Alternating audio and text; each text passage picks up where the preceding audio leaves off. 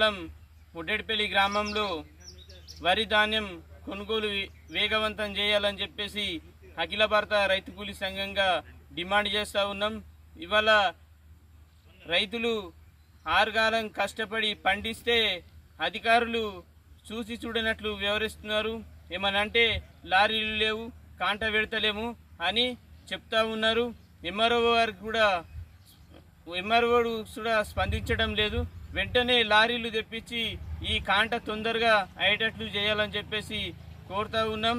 ఇవాళ ప్రైవేటు లారీలు ఇష్టరాజ్యంగా తెప్పించుకుంటూ వాళ్ళ రైతుల దగ్గర అనేకమైనటువంటి లారీ సంచికి 10 రూపాయల చొప్పున వసూలు చేసుకుంటూ చేస్తున్నారు.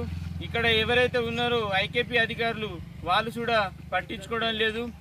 ఇవాళ ఏదైతే ఇది కాంట ఉన్నదో ఆ కాంట తర్వాత కాంట వెనుక ముందు అనే భేదం లేకుండా ముందు వచ్చిన వాళ్ళని కూడా కాంట పెట్టేస్తున్నారు. వెనుక వచ్చిన వాళ్ళ కుప్పలు వాళ్ళ అట్టలే ఉంటున్నాయి.